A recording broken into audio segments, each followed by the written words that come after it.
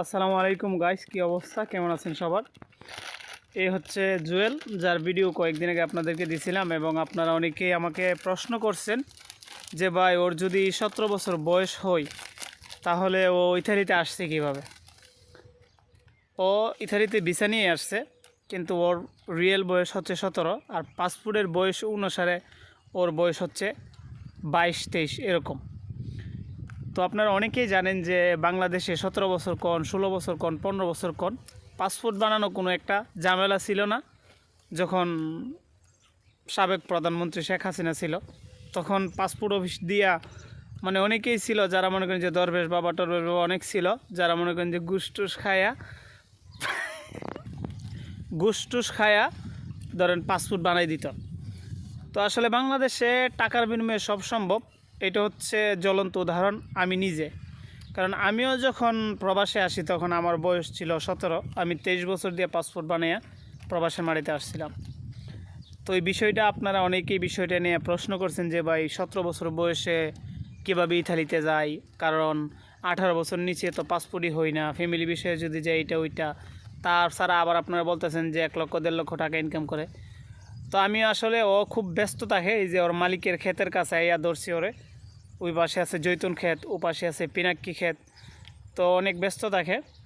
তারপরে ওরে বলছিলাম যে তুমি একটা ভিডিও দাও, তোমারে আরও খুঁজতেছে। তো জুয়েল বলেন ভাই। তুমি বলো যে 17 বছর বয়সে সবাই বলতেছে তুমি কিভাবে আসছো, এখন তোমার অরিজিনাল বয়স কত তুমি বলো তো? বর্তমানে অরিজিনাল বয়স 17 না তোমার?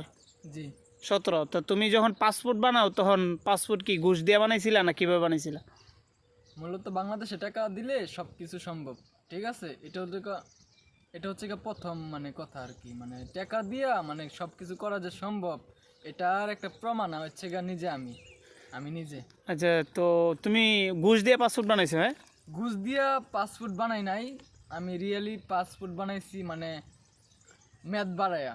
যেমন জন্ম নিবন্ধনের ইয়ে বানাইছো? না না না না যেমন হচ্ছে আমার বয়স 16 বছর, মানে 16 বছর, আর আমার মেয়াদ 2 বছরে বাড়াইলে কিন্তু আমার পাসপোর্ট দিবে এরকম কিছু আমি জানছি, যার কারণে আমি 2 বছর পাসপোর্টে মেয়াদ বাড়ায় তারপরে আমি পাসপোর্টটা নিলাম। তো যাই হোক, দেখেন ওর কিন্তু এখনো মানে গোফ ওঠে নাই বা দাড়ি মুসকুইছি ওঠে নাই। তা আপনারা ওরা দেখলেই বুঝতে পারতেছেন ওর বয়স যে কম।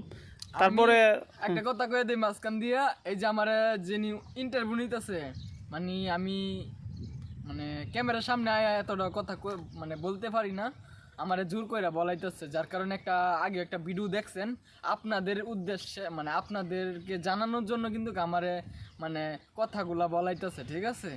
হ্যাঁ, তোমার কথাগুলো তো আমি বললে কেউ বিশ্বাস করবো না, এই জন্য তোমার কথাগুলো তোমার দিয়ে বলানো হইতেছে।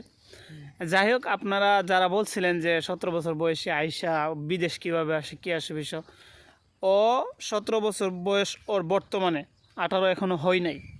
তো ও আরও 2 বছর আগে ওইখানে আসছে, তার মানে ও যখন ইতালিতে আসে ওর বয়স ছিল মাত্র 15। চিন্তা করেন, 15 বছর বয়সে আর কয়েকদিন পরে ও ইতালির মানে কাগজপত্র পাওয়া যাব। ওর মনে করেন যে ইতালির ইলেকট্রিক সৌজন্য সব কিছু হয়ে যাব। মনে করেন যে গ্রিন কার্ড যেটা বলা হয় আর কি ইতালির, বা যেটা আপনারা বুঝেন আর কি। দেখেন, ও কাজ করছিল, আজকে যদিও বৃষ্টির দিন, ওর কাজ শেষ হয়ে গেছে বিদায় আমি বললাম যে তুমি একটা ফ্রেশ হয়ে আসো, তোমার এ নিয়ে একটা ভিডিও করবো আর কি। ওর মানে রিকোয়েস্ট করাতেও আসছে। আর আমার অনেক দিনের শখ ভাইরাল হইতাম, বুঝছেন, এই কারণে মনে করেন। তো যাই হোক, ওর ভিডিওটা সবাই শেয়ার করে দিয়েন, লাইক কমেন্ট করেন, ভাইরাল করে দিবেন। হ্যাঁ, ওরে ভাইরাল করে দেন। ওর অনেক দিনের শখ ভাইরাল হওয়ার জন্য ওর ভিডিওটা সবাই। আর এই ভিডিওর মধ্যে আমি কমসে কম মানে 1 লাখ ভিউ দেখতে চাই, ঠিক আছে। আপনারা সবাই 1 লাখ ভিউ করে দেন। হ্যাঁ, আপনারা 1 লাখ ভিউ করলে পরবর্তীতে ওর নিয়ে আরও ভিডিও করুম, ও আসলে কি কাজ করে মাসে এত টাকা ইনকাম করে, কি আসলে বিষয় সব ডিটেলসে বলবানি। যাই হোক, তো সবাই ভালো থাকবেন, সুস্থ থাকবেন। আর আমি কিভাবে আইছি আপনাদেরকে এই মাধ্যমে আমি জানাইমু, যদি 1 লাখ ভিউ করে দেন, ঠিক আছে।